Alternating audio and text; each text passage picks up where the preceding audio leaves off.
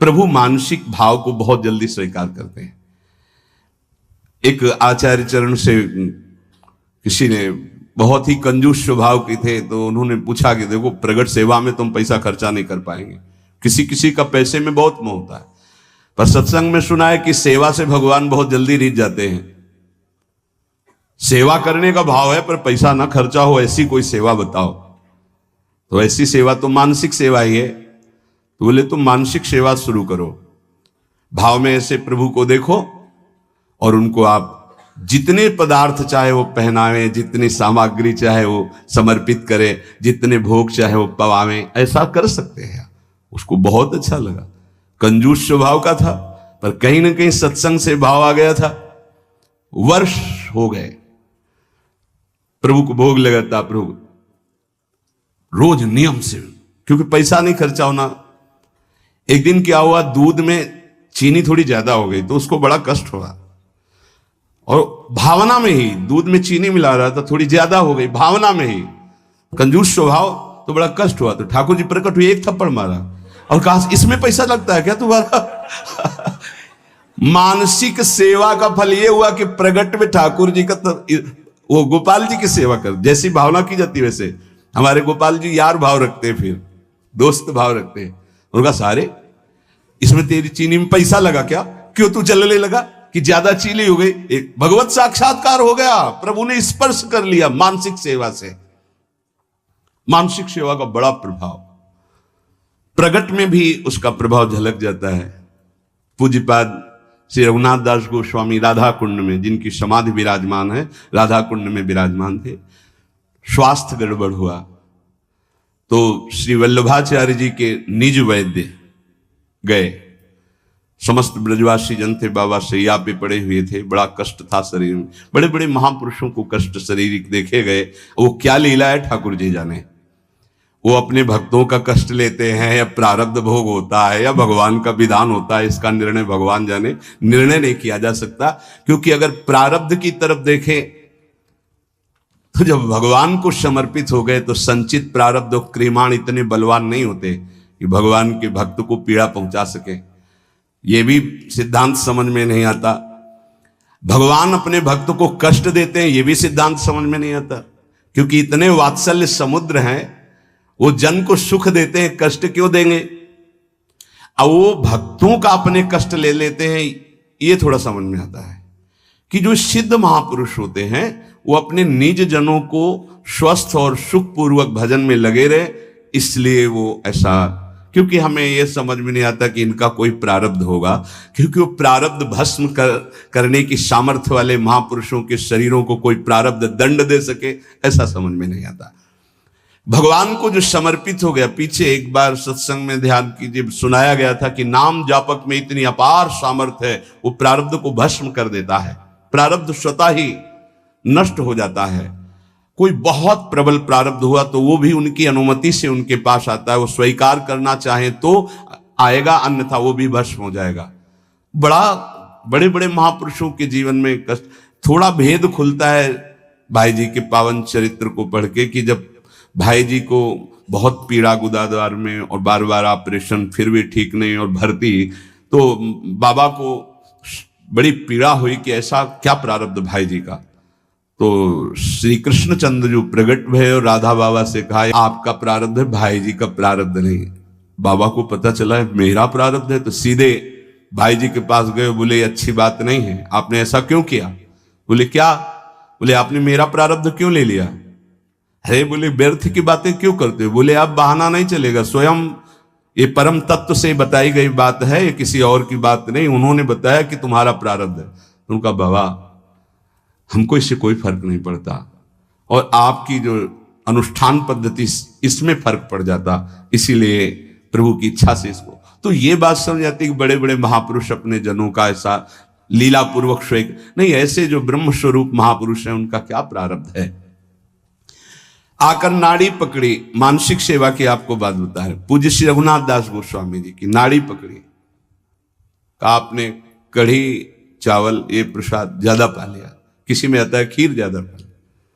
ब्रजवासियों ने कहा है वैद्य जी संभाल के बोलिए, जब से बाबा ब्रज में आए नियम है और हमारी वाणी जी में लिखा है, ब्रज का तक्र और लोन, नमक और मठा के सिवा कुछ जीवन में नहीं पिया बाबा श्री रघुनाथ दास गोस्वामी महाराज। ऐसे महापुरुष ब्रज का तक्रलोन ब्रज को लियो परस्यो नहीं कछुआन, तक्रलोन ब्रज को लियो परस्यो नहीं कछुआन, नमक और मठा के सिवा कुछ नहीं। तो उनका हम वैद्य की छोड़ देंगे। अगर इनके उदर में अभिवमन करवाओ और कढ़ी चावल या खीर कहीं कहीं आता, अगर ना निकले तो हम वैद्य की छोड़ देंगे। हम नाड़ी पकड़ के कहते इन्होंने पाया है। तो सबको लगा क्या एकांत में ऐसा भी होता है क्या कि बाहर से नमक मठा और अंदर, तो हंस पड़े पूज्य श्री रघुनाथ दास बोले, जिस देश के हम प्रसाद को पाया उसी देश के तुम वैद्य हो। अर्थात साधारण ने लीला में प्रवेश पाए, आचार्य चरण के वैद्य थे। तो वैद्य जी हंस दिए। तब सबको पता चला कि मानसिक में जो भोग लगाया था वो पाया, तो प्रगट में उसका प्रभाव। अगर हम थोड़ा भी मानसिक भाव अपने ठाकुर जी के समीप करने लगे तो बहुत जल्दी लाभ प्राप्त हो जाए। 5 मिनट का है, जो नित्य सेवा में लगे उनका तो मानसिक भाव बनता ही है, उनको बनाने की जरूरत नहीं, अपने आप बनेगा। प्रगट सेवा का प्रभाव है। तो जैसे आप लोग घर गृहस्थी में हैं तो 5 मिनट 10 मिनट बैठ करके थोड़ा भोग लगाना सीखे, मानसिक भोग लगाना सीखे, मानसिक सेवा करना सीखे। जैसे मानसिक भोग लगाने में है, आप ऐसे भावना कीजिए सामने प्रिया प्रीतम विराजमान है, सुंदर चौकी जो चांदी के कवर से मड़ी हुई, पैसा लगेगा क्या, चांदी के कवर से मड़ी, सोने की बड़ी थाल है, छोटी छोटी कटोरियों, एक में कढ़ी, एक में ये अमुक अमुक, जितने पदार्थ चाहो ध्यान कर करके, इसमें गुजिया, ये गुलाब जामुन, ये सब पदार्थ, और फिर अपने हाथ से पवारे, प्रियाजू को पवारे, फिर लालजू को पवारे। जब लालजू की तरफ कर रहे तो हमारा हाथ पकड़ के प्रियाजू की तरफ, वो उनकी तरफ, प्रेम का ऐसा खूब आनंद लूटो। 5 मिनट अगर शुरू कर दोगे तो जन्म जन्मांतरों की मलिनता नष्ट हो जाएगी। पर यह मानसिक सेवा अपवित्र हृदय से नहीं हो सकती, ध्यान रखना। तुमको सूक्ष्म बात बता रहे, अगर आप अपवित्र हृदय वाले हो तो तत्काल आपके मानसिक में ही मन गंदी बातें फेंक देगा, इष्ट के प्रति फेंक देगा। आप घबरा मत जाना। ये कई प्रश्न ऐसे एकांत में किए गए, इसलिए बहुत सावधान। अपवित्र हृदय होने के कारण जब आप श्यामा श्याम को मानसिक सेवा, तो वो गंदी बात फेंकेगा, बिल्कुल घबराना नहीं, हो गंदगी निकल, वो भले श्यामा श्याम के प्रति ही फेंके, आप डरना नहीं कि अरे अब तो हमको नरक मिलेगा, मैं बहुत पापी हूं, कुछ नहीं। ये गंदगी की एक वृत्ति है जो निकल रही है बाहर। आप अपने निष्ठा में बिल्कुल रहें, वो आप नहीं है, वो गंदगी है जो अंदर भरी हुई है। इस बात को बैठा लोगे तो विचलित नहीं होगे, नहीं बहुत से विचलित हो जाते हैं। एक ने कहा कि मैं विश्व का सबसे बड़ा पापी हूं, बड़ा पवित्र हृदय वाला है, मैं बहुत पापी हूं, मैं प्रिया प्रीतम को जब सेवा में तो मेरा मन ऐसा ऐसा, तो उनका कोई बात नहीं। अरे ये मन गंदा है तो जहां जाएगा वहां दुर्गंध है, तो आप अच्छी जगह जाओगे तो दुर्गंध ही वो फैलाएगा। ये दुर्गंधी युक्त मन की वृत्तियां हैं, घबराने की जरूरत नहीं है। आप जब भजन में बैठेंगे, मानसिक सेवा में बैठेंगे, बिल्कुल खुली बात सुन लीजिए, ये गुरुदेव पर, इष्ट देव पर सीधे गंदगी फेंकेगा। आपको बिल्कुल घबराना नहीं, कोई अपराध नहीं, कोई पाप नहीं। आप अपनी सेवा में, बहुत गंदा है ये, आप भोग लगाओगे वहीं वो गंदी बात रखेगा, वहीं गंदगी फैला देगा, वो भोग लगाने ही नहीं देगा। आप देखना, अगर आपका हृदय मलिन है, अभी पवित्र नहीं हुआ, तो ये उपद्रव रच देगा। आपको बिल्कुल नहीं घबराना, बार बार शांत होना है। आपको बार बार वही अपनी चेष्टा करनी, मैं भोग लगा रहा हूं प्रिया प्रीतम। नाम जप और वाणी गायन से हृदय बहुत जल्दी पवित्र होता है। अगर आपका आहार अशुद्ध है, गंदा भोजन, गंदा पेय, गंदा संग, गंदे आचरण, तो आप कर ही नहीं सकते, 5 मिनट नहीं कर सकते। ध्यान रखना, पहले आहार अपना शुद्ध कर लो।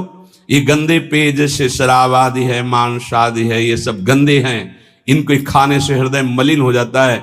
एक बार कदम गंदगी से निकाल दी तो दोबारा भाइयों मत रखना, क्योंकि ये जीवन बड़ा अमूल्य है। हृदय गंदा हुआ तो एक बार चढ़कर परमार्थ की तरफ से उतरने पर दोबारा चढ़ने का रास्ता ये माया नहीं देती। बहुत सावधान। 5 मिनट में तुम्हें जो प्राप्त होगा 24 घंटे साधन करने पर नहीं प्राप्त होगा, ध्यान रखना। इतना प्रभाव है मानसिक सेवा का। इसलिए कभी हम मानसिक सेवा का आदेश नहीं करते कि घबरा जाओगे, मन गंदगी फेंकेगा।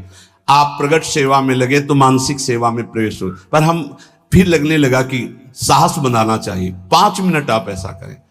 जैसे अपने लोग जब एकांत शांत समय होता है तो शांत बैठ गए और सेवा प्रारंभ हो गई। ऐसी सेवा प्रारंभ हो, क्या जाता है, सुंदर कुंज सजाया, सुंदर फूलों के गुच्छे टांग दिए, सुंदर सैया सजाई, देख रहे हैं निकुंज से गलवैया दिए, पिया प्रीतम आए और हमारी तब मुस्कुरा करके देखे, सेवा स्वीकार की, उस पर बैठ गए।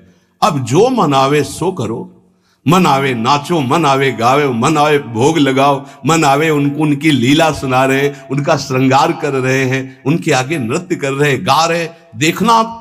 अगर रोना ना आ जाए तो कहना, आनंद की उमगन आ जाएगी, 1 पैसा नहीं लगता इसमें।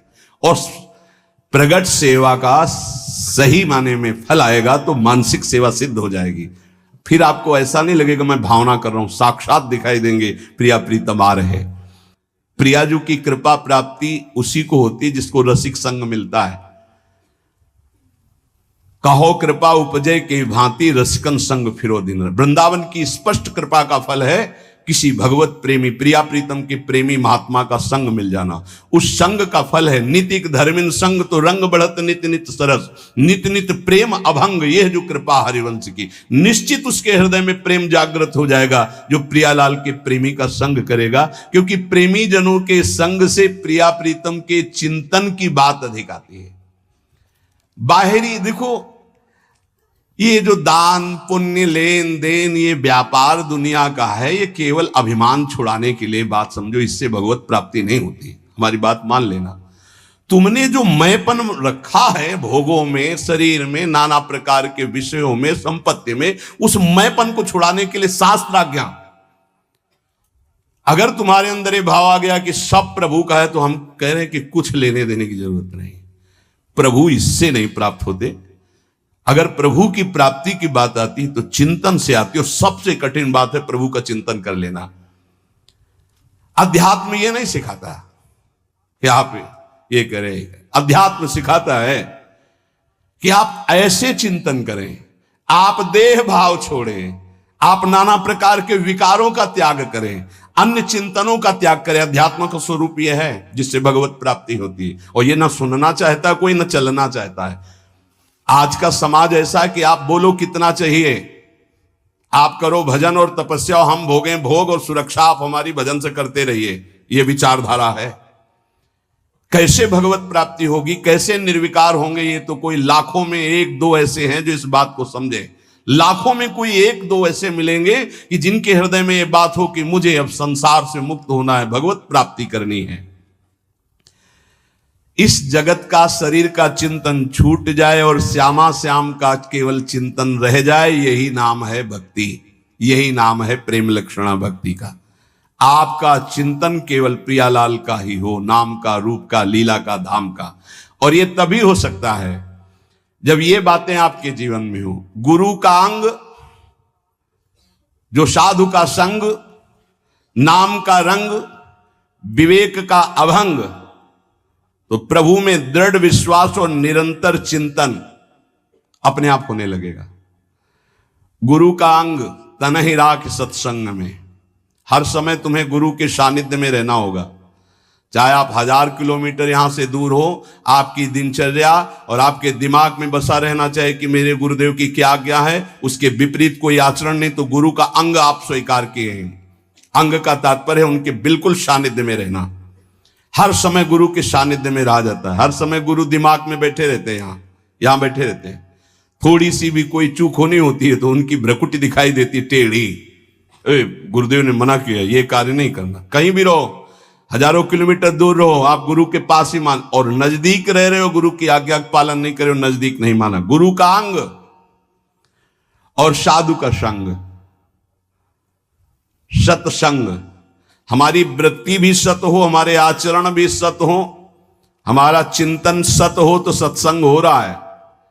यहां बैठे इसके बाद गंदे विचार, गंदे आचरण, तो आप सत्संग नहीं करें। खलऊ करें भरी पाई सुसंगु, और मिटे न मलिन स्वभाव भंगु, वो सत्संगी नहीं कहा जाएगा। नहीं, लोग कहते हैं हम 20 वर्ष से सत्संग कर रहे हैं, ना स्वभाव बदला, ना जीवन बदला। उसका कारण है कि आप सत्संग नहीं करते। सत्चर्चा में बैठ गए पर सत्संग नहीं करते। सत्संग स्वयं से होता है। हमारी एक एक वृत्ति सत, हमारे आचरण सत, हमारा विचार सत, तो सत्संग गुरु का अंग और सत्संग और नाम का रंग, निरंतर नाम चलना चाहिए। ये अभ्यास करो। बहुत छाती जलनी चाहिए जब नाम छूटे। नाम छूटा कोई जलन नहीं, भोग छूटे संसार का राग छूटे ये जलन का विषय हो जाता है। ए सावधान, नाम का रंग एक क्षण के लिए भी नाम न छूटे। और विवेक अभंग, हर समय ये विवेक जागृत रहना चाहिए कि ये तुम्हारा शरीर नहीं है, ये छूटेगा। ये मकान छूटेगा, दुकान छूटेगी, बैंक बैलेंस छूटेगा, व्यवहार छूटेगा, पद छूटेगा, तुम्हारे साथ इनमें से एक भी नहीं जाएगा। विवेक जागृत रहना चाहिए, भगवान नाम जाएगा, सत्य विचार, सत्य विवेक, सत्संग, ये आपको भगवत प्राप्ति कराएगा। अनेक जन्मों के जब पुण्य एकत्रित होते हैं तब साधारण भक्ति शुरू होती है।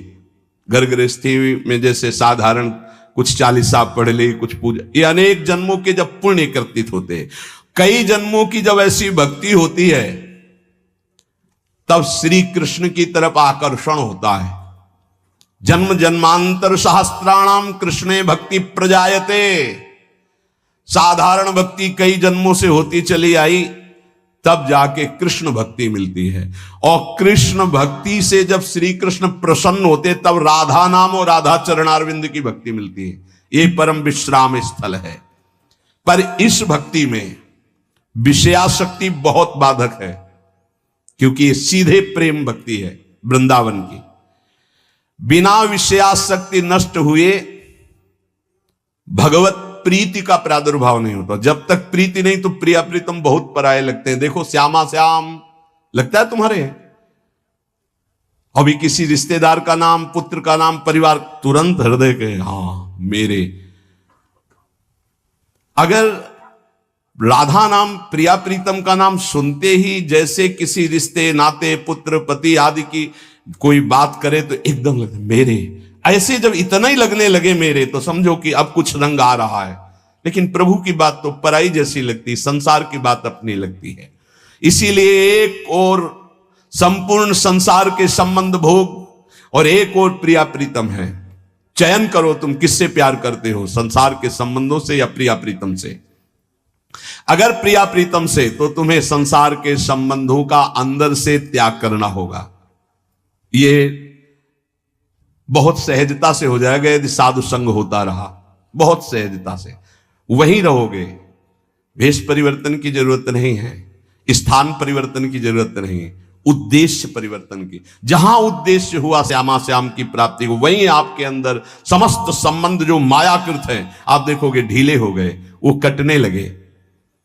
साधक को इस युद्ध में अकेले संपूर्ण संसार से युद्ध करना है। ये बड़ा सूक्ष्म विषय है, बार बार इसीलिए कहते हैं।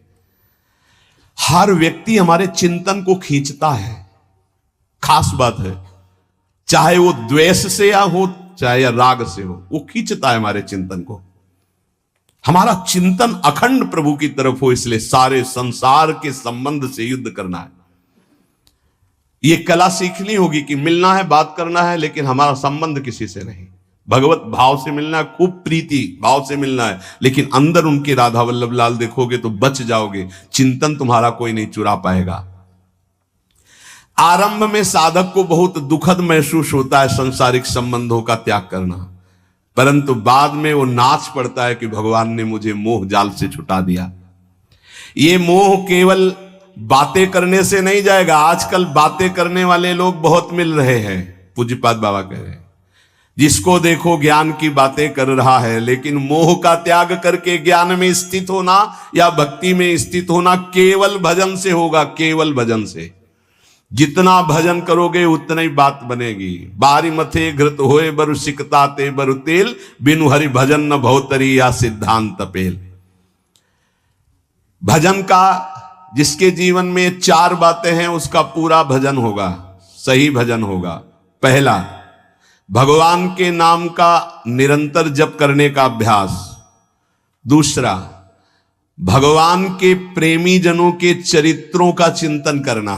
बहुत जल्दी भक्ति पुष्ट होती है भक्तों से। हरि को निज यश ते अधिक भक्तन यश पर प्यार। अगर रोज भक्त नामावली का आप पाठ करेंगे तो आपकी भक्ति बहुत पुष्ट हो जाएगी। भक्तन की नामावली जो करी है चित लाए, ताकि भक्ति बढ़े घनी और हरि होए सहाय। और सबसे बड़े विघ्न विनाशक भक्तों के नाम कीर्तन है। कई बार कहा है यदि आप अपने घर से कहीं यात्रा करें तो पहले 5 भक्तों का तो स्मरण कर ही लें, कभी विघ्न नहीं पड़ेगा। लिख लो कागज में, कभी विघ्न नहीं पड़ेगा। भक्ति भक्त भगवंत गुरु चतुर नाम बपु एक, इनके पद बंधन के नासत विघ्न अनेक। पहले धैर्य रखो। जब आप वाहन पे बैठने जा रहे हो घर से बाहर, तो पहले 5 भक्तों, किसी 5 भक्त का स्मरण कर लो, कुछ याद कर लो भक्तों के नाम। ये जीवन की बहुत अमूल्य धन है।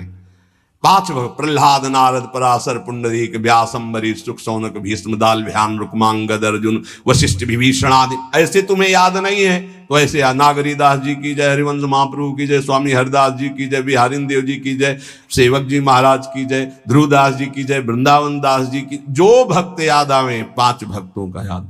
भक्त नामावली जो रोज पाठ करता है उसके हृदय में घनीभूत भक्ति, ठोस भक्ति, जिसमें कोई विकार ना प्रवेश कर पावे, क्या जाता है। हमें लगता है अगर ध्रुवदास जी कृत 42 लीला में जो भक्त नामावली सब महान भक्तों के नाम है 30 मिनट में हो जाएगी, जल्दी से करोगे तो 7-8 मिनट में श्री भगवत रसिक जी द्वारा की हुई भक्त नामावली हो जाती है अगर रफ्तार से करो। हम सो इन साधुन सो। तो हमें जीवन जब भक्ति में बनाना है तो पहला नाम जब प्रभु का, दूसरा भक्तों के चरित्र, भक्तों के नाम। हरि को निज यस्ते अधिक भक्तन यश पर प्यार, ये बात समझ लीजिए। कुछ भक्तों की नामावली सबको रोज करनी चाहिए। अपने यहां भगवत कृपा से श्रृंगार के बाद रोज होती भक्त नामावली, सबको करना चाहिए। अगर बड़ी नामावली करनी हो तो ध्रुवदास जी का, छोटी नामावली तो भगवत रसिक जी ने 7-8 मिनट में हो जाती है। तीसरा, अपने आराध्य देव को ध्यान में रखते हुए चलना फिरना, उठना बैठना। ये जो बिहारी जी का रूप है, जो राधा वल्लभ जी का रूप है, राधा रमन जी का रूप है, ये किसी मूर्तिकार ने नहीं बनाया, स्वयं प्रभु प्रकट हुए हैं प्रिया प्रीतम से। बार बार आदेश भी आचार्य चरण कहते राधा वल्लभ लाल को हृदय ध्यान मुख नाम। तो ये छवि विराजमान कर लो अपने मानस पटल पर। राधा वल्लभ जी को बार बार देखो और फिर वो आप मानस पटल पे विराजमान करो। तीसरा, अपने इष्ट का ध्यान करने का अभ्यास।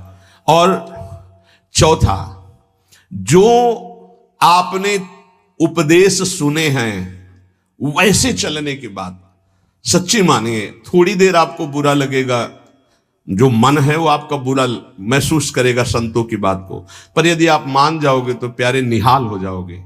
बिल्कुल आपके ही लिए केवल बात होती है, केवल आपके लिए होती है। उस समय आपको जरूरी लगता है कि हमारे मनोवृत्ति में बाधा क्यों पहुंचा रहे हैं, हम जैसा चाहें वैसा कर सकते हैं। नहीं कर सकते। तुम जैसा चाहो वैसा कोई नहीं कर सकता, क्योंकि सब स्वतंत्र नहीं है, ईश्वर है, सबके ऊपर ईश्वर। फिर आप तो गुरु को बिके हुए हो। अगर आप भगवत चरणारविंद के शरणागत हो, आप बिके हुए हो, आपका अधिकार का है। आपको कहा जाए खड़े रहो, यही तो वही खड़े रहो, तब आपकी शोभा है। अरे क्यों खड़े रहे, हम चले गए, ये आपकी शोभा, ये समर्पण की शोभा नहीं। समर्पण की शोभा तो वही है कि जो आदेश किया जाए उससे। चौथी बात है, जो शास्त्र आज्ञा, गुरु आज्ञा, संत आज्ञा हुई उसके अनुसार जीवन चलावे। प्रभु से मन जोड़ना है और संसार शरीर से मन को हटाना है। वो बड़े भाग्यशाली जन हैं जो विषयों से मन को हटाकर प्रभु में जोड़ते हैं। बड़े कृपालु प्रभु हैं। देखो, ज्यादा हट करोगे कि हमें भोग चाहिए तो हरि गुरु दे देंगे, हमारी बात मानना। वो ये कहते जाएंगे कि ये जहर है, इसे मत खाओ, पर ज्यादा आप कहोगे तो हरि प्रसाद कुछ दुर्लभ नहीं, वो इसलिए दे देंगे कि एक बार देखो तुम संसार के अभी थपेड़े खाओ, फिर तुम्हें पता चलेगा। जब तुम कहोगे नहीं चाहिए तो 1 सेकंड में ऊंचाई पर वो बैठाल देंगे। अगर पहले ही उनकी सलाह मान लो तो तुमको थपेड़े नहीं खाना पड़ेगा, जलना नहीं पड़ेगा, निकल जाओगे। मनुष्य जन्म का महान कर्तव्य निरंतर भगवत चिंतन करते हुए भगवत प्राप्ति कर लेना है। जो भजन मार्ग में चल रहे हैं उनको ये बात ध्यान रखनी चाहिए कि जैसे संपूर्ण नदियां समुद्र में स्वयं आकर मिलती हैं, ऐसे रिद्धियां सिद्धियां मोक्ष जो चाहोगे वो सब अनायास मिल जाएगा आपको। ऐसा न समझो कि भजन करने वालों को केवल दुख ही मिलता है। जैसी द्वारिकापुरी वैसी सुदामापुरी। भजन करने में थोड़े दिन पाप नष्ट करने के लिए जलना पड़ता है, फिर तो महान आनंद है। जैसे संपूर्ण नदियां बिना इच्छा के समुद्र के पास जा रहे हैं, ऐसे बिना इच्छा के संपूर्ण वैभव रिद्धियां सिद्धियां सब आ जाएंगी। आप भजन को न छोड़ें। जैसे गंगा जी में मिलकर के सब कुछ गंगाजल हो जाता है, ऐसे ही आपका सब कुछ मन बुद्धि देह चित्त सब भगवत स्वरूप हो जाएगा। जिस समय भगवत चिंतन करते करते तदाकार वृत्ति हुई, शरीर भी परिवर्तित हो जाता है।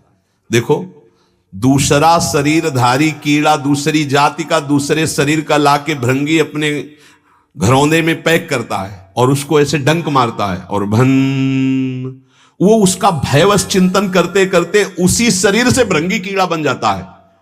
तो तुम प्रेम से चिंतन करते करते अगर भगवदाकार हो गए तो तुम्हारा देह भी ब्रह्म स्वरूप हो जाता है। जो भगवत प्रेमी महात्मा है उनका शरीर चिदानंद में होता है, पांच भौतिक भाव खत्म हो जाता है, उनका शरीर भी ब्रह्म स्वरूप हो जाता है। ये बात श्रद्धाहीन तर्कवादियों को समझ में नहीं आएगी, ये श्रद्धावान को समझ में आएगी कि शरीर भी ब्रह्म रूप हो जाता है। अतः निरंतर नाम जप के अभ्यास बल से राग द्वेष रहित होकर के विधि निषेध रूपी भवसागर से पार हो जाओ। लोग पूछते हैं कि हमें भगवान कैसे मिलेंगे, हम पूछते हैं कि ईमानदारी से भगवान को चाहते हो तुम कि मिलना। एक दिन एकांतिक में ऐसे कहा था कि अगर सच्चाई से वृंदावन में बैठे हो, कहा जाए कि अभी तुमको वैकुंठ ले चलते हैं, तुम्हारा शरीर छोड़ना होगा, मरना होगा तुमको, अभी चलो, कहे तैयार होंगे। बहुत भगत होंगे, श्रद्धावान होंगे तो कहेंगे एक हफ्ते एक महीने का समय दे दीजिए, घर में पूरी लिखा पढ़ी करके सब आ जाएंगे, फिर आप ले चलो।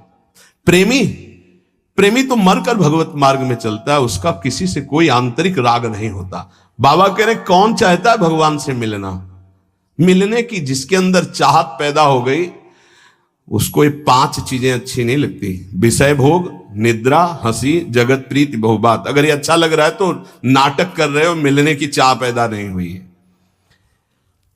ये चार बातें बड़े पुण्य से किसी महान हृदय में जागृत होती है।